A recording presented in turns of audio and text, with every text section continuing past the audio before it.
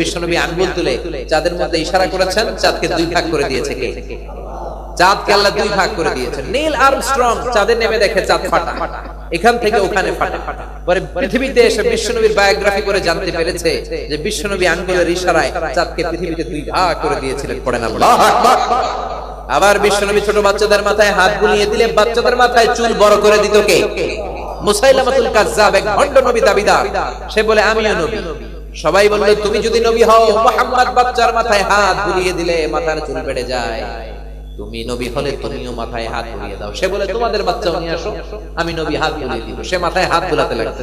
যতগুলো বাচ্চার মাথায় এই বেয়াদবের হাত লেগেছে সবগুলো বাচ্চা ছিল আজীবন টাক মাথা, চুল গজায় নাই, মানে ওষুধে রিঅ্যাকশন করছে। ওষুধ মাঝে মাঝে অ্যাকশন করে, মাঝে মাঝে রিঅ্যাকশন করে। ওষুধে রিঅ্যাকশন করছে, চিল্লায় বলেন ঠিক কিনা? এক এক নবীকে আল্লাহ এক এক মুজিজা দিয়েছেন, যাতে করে নবীরা এটা প্রুফ করতে পারে, প্রমাণ করতে পারে যে হ্যাঁ আমি নবী। কেউ বললেই তোমরা মেনে নিবে না, ঠিক কিনা? সালেহ আলাইহিস সালামের মুজিজা ছিল নাকাতুল্লাহ, বিশাল একটা উট। পাথরের ভেতর থেকে তিনি উট বের করেছেন, ঠিক কিনা? ইউসুফ আলাইহিস সালামের মুজিজা হলো তাবিরুল আহলাম, স্বপ্নের ব্যাখ্যা বলে দিতে পারতেন। কেউ কোনো স্বপ্ন দেখলে উনি ব্যাখ্যা বলে দিলে অক্ষরে অক্ষরে স্বপ্নের ব্যাখ্যা ফলে যেত। সুবহানাল্লাহ। এজন্য স্বপ্ন দেখলে আজে বাজে কারো কাছে বলবেন। বিশ্বনবী বলেছেন লা তাকুসুর রুইয়া ইল্লা আলা আলিমিন আও নাসিহ ফা ইন্নার রুইয়া তাকাউ আলা মা তুআব্বার। স্বপ্নের কথা হয় বড় আলেমের কাছে বলো অথবা তোমার শুভাকাঙ্ক্ষীর কাছে বলো, কারণ স্বপ্নের ব্যাখ্যা তেমনই হয় যেমন এটার ব্যাখ্যা করা হয়, ঠিক কিনা? ইমাম মালিক তাবিরুল আহলামের উপর একটা বই লিখেছে, মুহাম্মদ ইবনে সিরিন। উনার সময়ে এট এ টাইমে দুইজন বাবা একই স্বপ্ন দেখলেন যে তাদের ছেলের পেট বড় হয়ে এত বড় মোটা হয়েছে, বিশাল বড় পেট। একজন লোকে স্বপ্ন দেখে এক মূর্খের কাছে যে বলল আমি স্বপ্ন দেখেছি আমার ছেলের পেট এত বড়। ওই মূর্খ আর নাদান স্বপ্নের ব্যাখ্যা করে দিয়েছে, হায় হায় সর্বনাশ, তোমার ছেলে তো মারা যাবে। ঠিকই কিছুদিন পর ছেলেটা মারা গিয়েছে। আর একই স্বপ্ন আরেক লোক দেখে মুহাম্মদ ইবনে সিরিনের কাছে জানতে চেয়েছে, আমি স্বপ্নে দেখেছি আমার ছেলের পেট এত বড় হয়েছে। মুহাম্মদ ইবনে সিরিন বলেছে সুসংবাদ, তোমার ছেলে অত্র এলাকার অনেক বড় আলেমে দ্বীন হবে। ঠিক তাই হয়েছে। এজন্য স্বপ্নের কথা যার কাছে মন চায় তার কাছে বলবেন না। এই মুজিজা রব্বুল আলামিন দিয়েছেন ইয়াকুব আলাইহিস সালামের ছেলে ইউসুফ আলাইহিস সালামকে। উনি স্বপ্নের কথা বললে হুবহু স্বপ্নের ব্যাখ্যা বলে দিতে পারতেন। সুবহানাল্লাহ। আবার সুলাইমান আলাইহিস সালাম পাখির ভাষা বুঝতেন। ওয়া উল্লিমনা মানতিকাত তায়রি ওয়া উতিনা মিন কুল্লি শাইইন হাযা লাহুয়াল ফাদলুল মুবিন। ওয়া উল্লিমনা মানতিকাত তায়র, আল্লাহ আমাকে পাখির ভাষা শিখিয়েছেন। উনি পাখি কিচিরমিচির করে কি বলে বুঝতেন। আপনি বুঝেন? আমি বুঝি? পৃথিবীর কেউ বুঝে? সুলাইমান নবী বুঝতেন। এজন্য ওনার একটা স্পেশাল পাখি ছিল, এটার নাম হচ্ছে হুদহুদ। কি পাখি? হুদহুদ পাখি। ওনার সিংহাসন যখন আকাশে ভেসে বেড়াতো, হুদহুদ পাখিও ভেসে বেড়াতো। হুদহুদ পাখির চোখের মধ্যে আল্লাহ মেগাপিক্সেল দিয়েছেন অনেক বেশি। চোখের পাওয়ার এত বেশি, জমিনে কত ফিট মাটির নিচে মিঠা পানির উৎস আছে, মুহূর্তের মধ্যে নজর করে তিনি সুলাইমান আলাইহিস সালামকে রিপোর্ট দিয়ে দিতেন। সুবহানাল্লাহ। পাখির ভাষা বোঝা, এটা সুলাইমান নবীর মুজিজা। আবার ইসমাঈল আলাইহিস সালামের মুজিজা হচ্ছে ওনার পায়ের লাঠির চোটে ধাক্কায় জমজমের কুয়ার পানি বের হয়েছে। পড়েন আল্লাহু আকবার। এটা হলো ওনার মুজিজা। ওনার মা হাজরা ডানে যায়, সাফাতে যায়, মারওয়াতে যায়, 7 বার দৌড়ালেন, ডানে পানি নাই, বায়ে পানি নাই। দুধের বাচ্চা ইসমাঈল কি খেয়ে বাঁচবে? হঠাৎ এসে দেখে দুধের বাচ্চা ইসমাঈল পা দিয়ে ছটফট করতে করতে পায়ের ধাক্কায় মরুর জমিন থেকে ফুরফুর করে জমজমের পানি বের করে দিয়েছে। কে? কিয়ামত পর্যন্ত এই পানি থাকবে। কিয়ামত পর্যন্ত লোকেরা এই পানি খাবে। আমি রমাদানের আগে উমরাতে গিয়েছিলাম, মক্কায় ছিলাম 8 দিন, মদিনাতে ছিলাম 1 সপ্তাহ। পেট ভরে জমজমের পানি খেয়েছি। আপনারাও খাবেন। হাজী সাহেবরা নিয়ে আসলে ওনাদের কাছে যাবেন, মাউ zamzam লিমা শুরিবা লাহু, আপনি যেই নিয়তে জমজমের পানি খাবেন আপনার নিয়ত পূর্ণ করবে কে? এজন্য বিশ্বনবী বলেছেন ইন্নাহা মুবারাকা, এটা বরকতময় পানি। ইন্নাহা তুআমু তুমিন শিফাউ সুকমিন, এটা শুধু তৃষ্ণা নিবারণ করে না, এটা রোগ ভালো করে দেয়।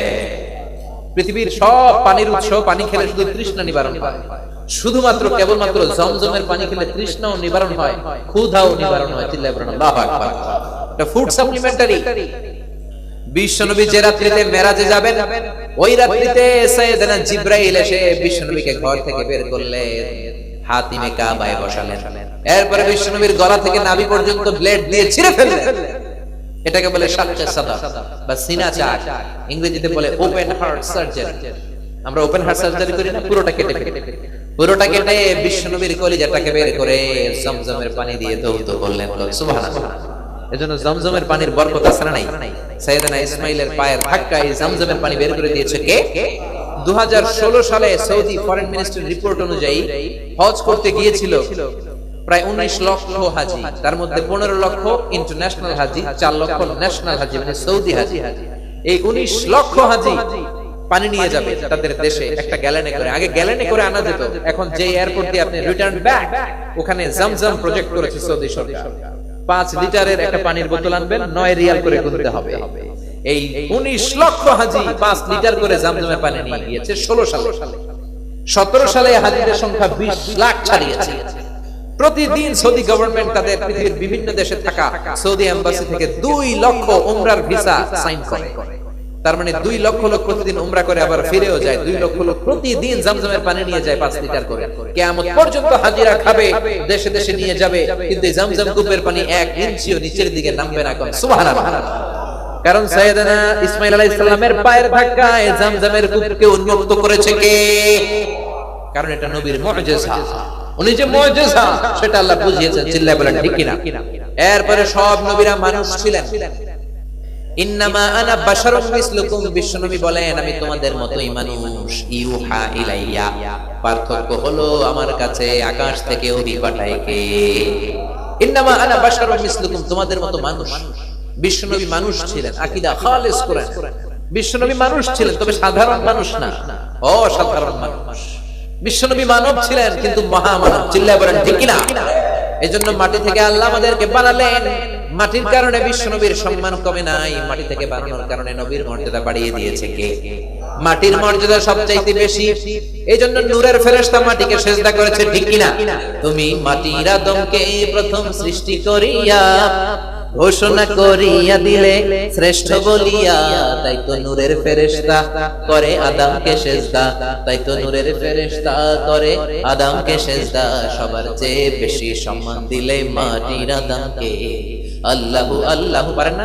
সবাই পড়েন আল্লাহু আল্লাহু, তুমি জাল্লে জালালুহু, শেষ করা তো যায় না গে তোমার গুণগান। আল্লাহু আল্লাহু পড়েন। আল্লাহ। ছাগল চড়িয়েছেন? আমিও চড়িয়েছি। তবে কুরবানির আগে 10-15 দিন সময় পাইছি, ওইটাতে ঘাস খাওয়াইছি। তো তখন বুঝেছে আসলে ছাগল যে কত টেরা। ওইটার রশিদরা ডানে টানবেন, ওইটা যাবে বায়ে, ওইটার বায়ে টান দিবেন, ওইটা যাবে ডানে, ঠিক কিনা?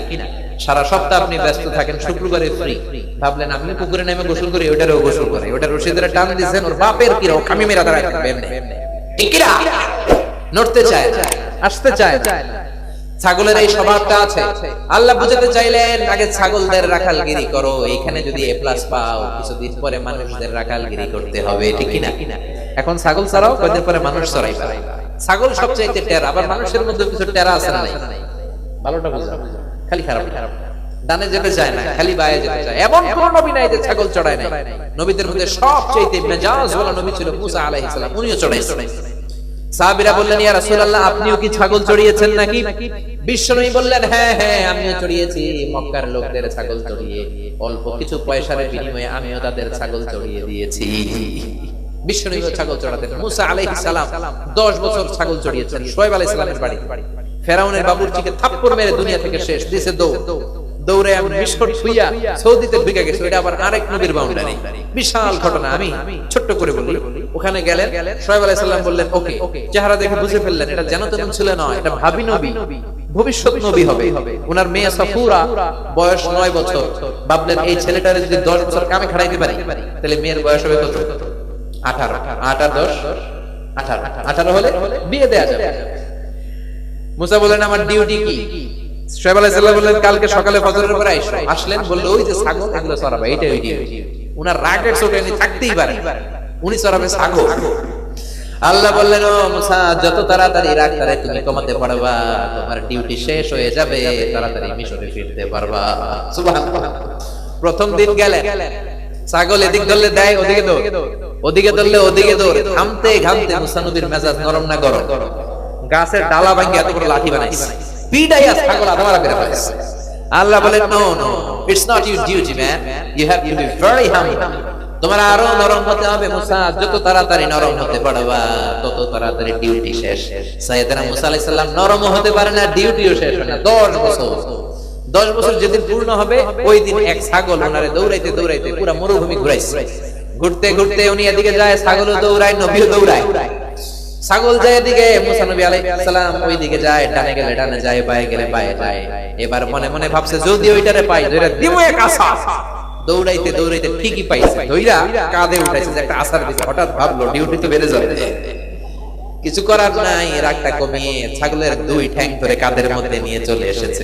ছোট বাচ্চারা দেখবেন ছাগলের 2 পা এদিকে এদিকে 2 পা কাঁধের মধ্যে নেওয়া যায়, ঠিক না? মুসা আলাইহিস সালাম নিয়ে আসলেন, ডিউটি শেষ, মিশরে চলে গেল। আল্লাহ বললেন ইযহাব ইলা ফিরআউনা ইন্নাহু তাগা। ও মুসা, ফিরআউন বড় বার বেড়েছে, বেশি খবরদারি দেখায়, ফিরআউনের কাছে যাও। তবে 10 বছরের ট্রেনিং এর মাধ্যমে মেজাজটা যেরকম নরম করেছো, ওই নরম মেজাজ নিয়ে ফিরআউনের কাছে যাবা। গরম মেজাজ নিয়ে যাওয়া যাবে? নরম ভাষায় দাওয়াত দাও। বিশাল লম্বা ঘটনা, সব নবী ছাগল চড়িয়েছেন। সর্বশেষ 10 নম্বর কথা হলো আল মুআদা। সব নবীর বিরোধিতা করা হয়েছে।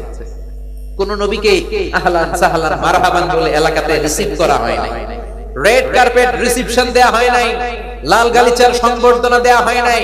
হুমকি ধমকি অত্যাচার জেল জরিমানা দিয়ে একটা নবীর জীবনকে বিভীষিকাময় করে ফেলা হয়েছে। ঠিক না?